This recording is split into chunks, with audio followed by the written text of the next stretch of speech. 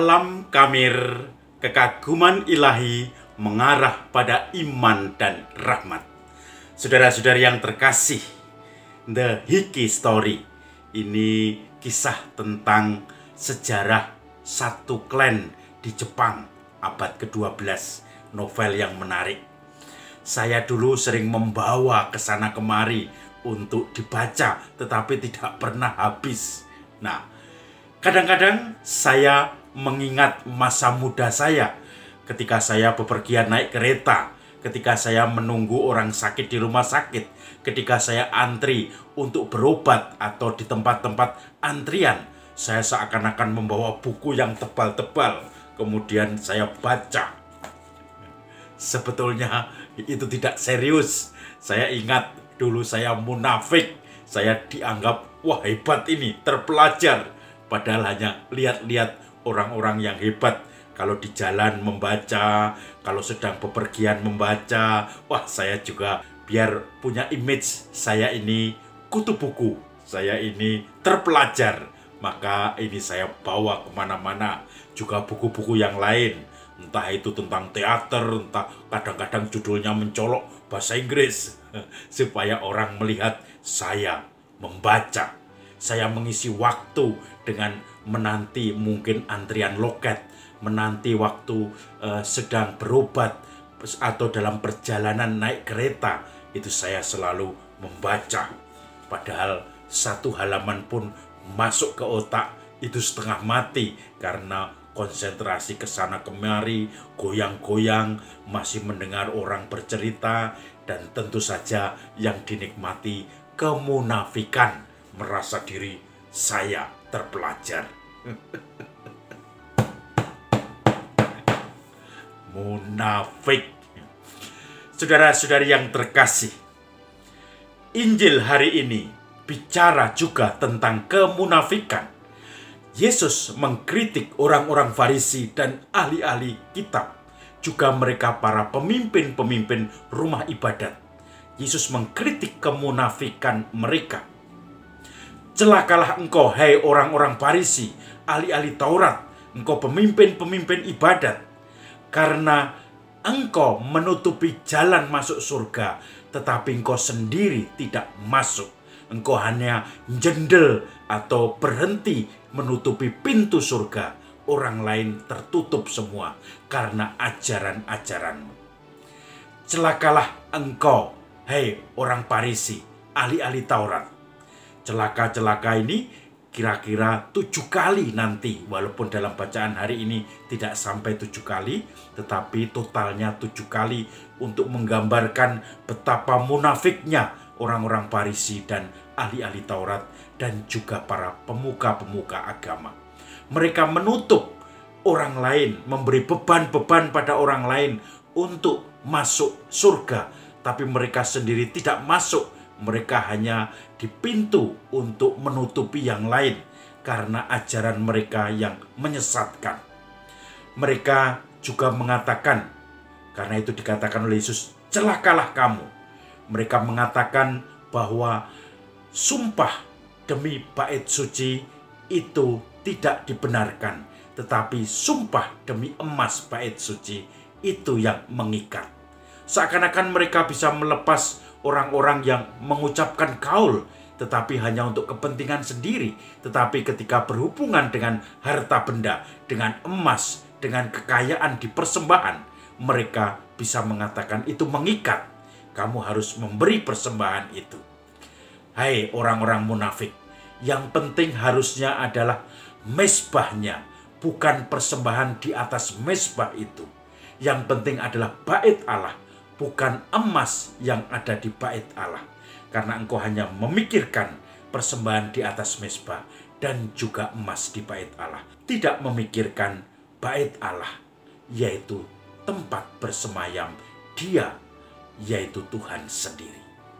Maka saudara-saudari yang terkasih, kemudian Yesus menguraikan panjang lebar mengapa mereka celaka, mengapa mereka terkutuk, karena Yesus sungguh-sungguh melihat kemunafikan mereka semuanya. Maka saudara-saudari yang terkasih, kemunafikan sering terjadi dalam diri kita tanpa sadar. Seperti pengalaman saya tadi, seakan-akan saya dianggap hebat dengan membaca kutub buku sebagai intelektual, padahal itu hanya acting saja. Atau mungkin orang-orang yang kalau di depan umum banyak berdoa dengan rosario, bahkan ketika doa-doa makan misalnya, dia bisa panjang-panjang dengan bagus-bagus seperti orang Farisi. Tetapi sebetulnya itu doa-doa yang kosong, yang berpikir bahwa dengan doa-doa yang panjang tanpa perbuatan semuanya bisa diberkati Tuhan. Tahun 90 saya sebagai frater sedang eksperimen luar rumah atau masa percobaan selama 1 bulan tinggal di Cibinong dan bekerja di Bogor dan kemudian tinggal di paroki Cibinong. Saya teringat Romo pada waktu itu yang tugas di situ adalah Romo yang sedang membangun. Maka banyak kebutuhan-kebutuhan untuk pembangunan itu. Entah itu karpet di altar atau panti imam, entah itu altar, meja ini, bangku, dan seterusnya. Ada satu Romo yang cerdik untuk mencari sumbangan. Setiap kali misa pagi, saya ikut misa pagi, diumumkan gereja butuh karpet untuk panti imam, gereja butuh bangku, dan nanti kalau sudah ada yang nyumbang, terima kasih kepada Bapak A yang sudah menyumbang karpet, terima kasih kepada Bapak B yang sudah menyumbang 50 bangku, terima kasih kepada Bapak C yang sudah menyumbang ini. Nah, kemudian orang berbondong-bondong menyumbang dan dengan cepat akan selesai kebutuhan itu. Saudara-saudari yang terkasih, tentu saja ini salah satu cara, tetapi caranya mungkin kurang bijak, hanya jalan pintas supaya banyak orang menyumbang. Tetapi kadang-kadang motivasi orang yang menyumbang menjadi tidak murni. Biar saya diumumkan, biar saya diketahui menyumbang bangku, menyumbang karpet, menyumbang ini, menyumbang itu. Maka kemudian banyak orang berbondong-bondong supaya diumumkan. Tetapi sebaliknya, kalau orang itu menyumbang bukan karena diumumkan, maka dia motivasinya bukan munafik, tapi motivasinya baik. Maka saudara-saudari yang terkasih, ada orang yang menyumbang, baik diumumkan maupun tidak sumbangannya. Itu tidak menjadi masalah, karena yang penting dia membantu semuanya demi kelancaran apa yang dibutuhkan umat atau orang banyak.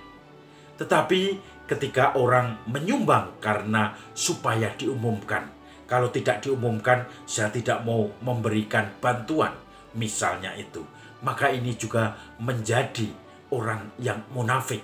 Maka saudara-saudari, di dalam masyarakat kita, baik itu umat gereja maupun masyarakat umum, kita sering melihat ada orang yang mau menyumbang kalau diumumkan. Ada orang yang mau membantu orang lain kalau itu diwartakan. Bahkan ketika terjadi bencana-bencana, banyak orang yang menyumbang tetapi juga dimuat di koran-koran atau di video, sehingga akhirnya diupload di YouTube. Saya sudah menyumbang ini, menyumbang itu. Kalau mungkin suatu kelompok itu masih bisa paham karena banyak orang.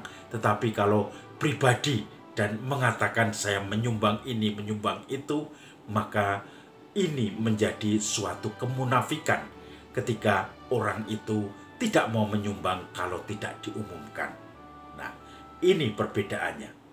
Ada orang yang menyumbang, entah itu diumumkan atau tidak diumumkan, karena berdasarkan kebutuhan masyarakat, kebutuhan orang yang disumbangnya. Maka tanpa diumumkan pun dia pasti menyumbang. Tetapi orang yang seperti orang Farisi dan ahli-ahli Taurat itu, yaitu kalau tidak diumumkan dia tidak mau menyumbang. Kalau tidak diumumkan dia tidak mau berbuat baik pada orang lain. Maka tujuannya adalah eksistensi saya karena menyumbang, bukan karena keinginan saya untuk meringankan beban orang lain. Banyak orang-orang munafik dalam masyarakat. Maka pertanyaannya untuk kita semuanya, apakah kita juga masih tergoda untuk munafik, untuk berbuat sesuatu kebaikan kalau itu diumumkan, dicanangkan lebar-lebar, atau kita tetap berbuat kebaikan walaupun di dalam kesendirian tanpa diumumkan dan tetap kita lakukan karena orang yang kita bantu sungguh-sungguh membutuhkan. Salam Kamir, kekaguman ilahi mengarah pada iman dan rahmat. Munafik